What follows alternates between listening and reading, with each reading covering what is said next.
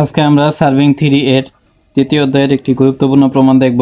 প্রমাণটি হলো প্রমাণ করো যে delta N equal 1718.9 CN by R minute. তাহলে প্রমাণটি করার জন্য আমাদের প্রথমত একটা চিত্র আঁকতে হবে।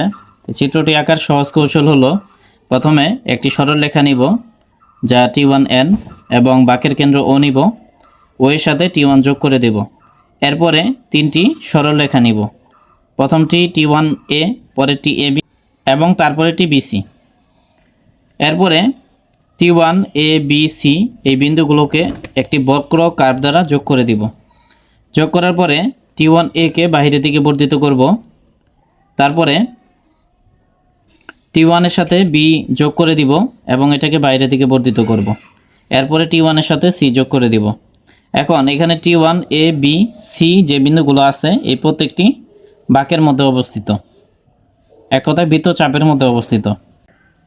এই জন্য আমরা প্রত্যেকটি বিন্দুকে এক কথায় ও এর সাথে T1, ও এর সাথে A, ও এর সাথে B এবং ও এর সাথে C যোগ করে দিব এবং প্রত্যেকটা দৈর্ঘ্য হবে বাঁকের ব্যাসার্ধের সমান, তার মানে আর।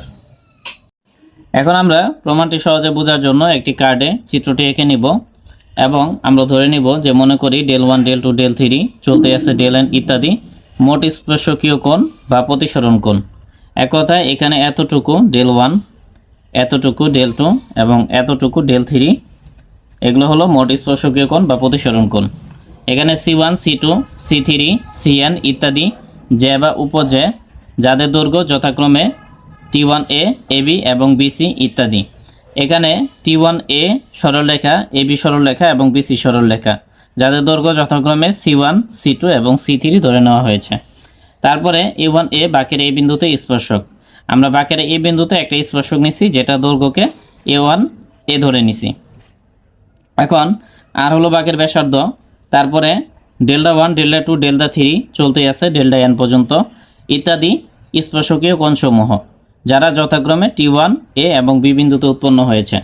এক কথায় এখানে এতটুকু মানে del1, তারপরে এতটুকু মানে del2 এবং এতটুকু মানে del3 বাঁকের T1a এবং B বিন্দুতে উৎপন্ন হয়েছে।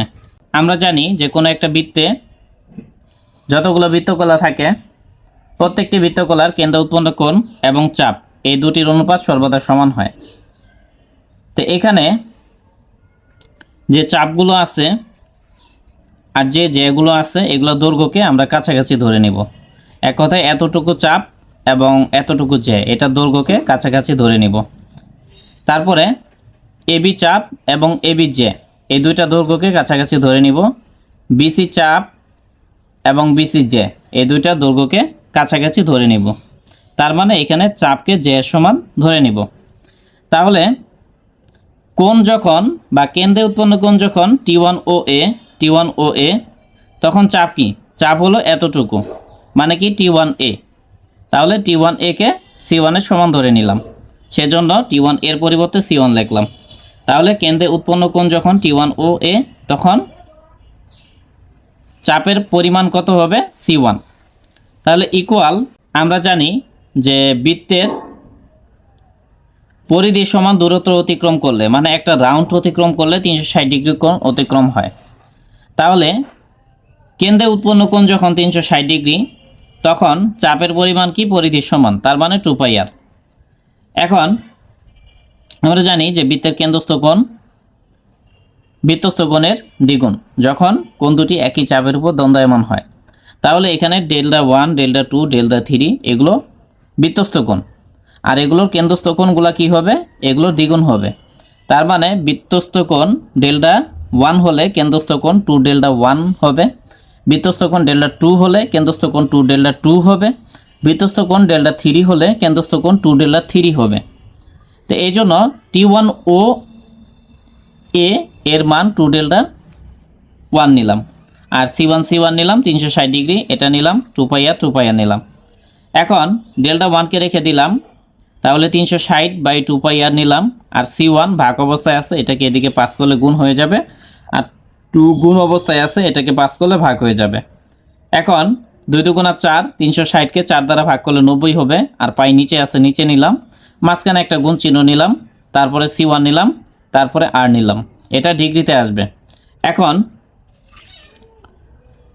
অনুরূপভাবে যখন এখানে ডেল্টা 1 তখন এখানে C1, তো যখন এখানে ডেল্টা 2 হবে তখন এখানে C2 হবে, এই জন্য ডেল্টা 2 এর জন্য C2 নিছি। তো অতএব সাধারণ সূত্র হিসেবে লেখা যায় যখন এখানে ডেল্টা 1 তখন এখানে C1, তো যখন এখানে ডেল্টা n নিব তখন এখানে Cn হয়ে যাবে। এক কথায় ডেল্টা n এর জন্য Cn ডিগ্রি। এখন আমরা ডিগ্রি থেকে যদি মিনিটে কনভার্ট করি, আমরা জানি 1 ডিগ্রি ইকুয়াল টু 60 মিনিট। তাহলে এই ডিগ্রি থেকে মিনিটে কনভার্ট করার জন্য 60 গুণ করলাম। এখন 90কে 60 দ্বারা গুণ করে এই গুণফলকে পাই দ্বারা ভাগ করলে 1718.9 আসবে। তারপরে Cn, এখানে আমরা Cn নিব আর আর নিলাম, এত মিনিট প্রমাণিত। এখন প্রশ্নে এটাও থাকতে পারে, এটাও থাকতে পারে। যদি প্রশ্নে এটা থাকে তাহলে এখানেই প্রমাণিত, আর যদি প্রশ্নে এটা থাকে তাহলে এ পর্যন্ত লিখতে হবে।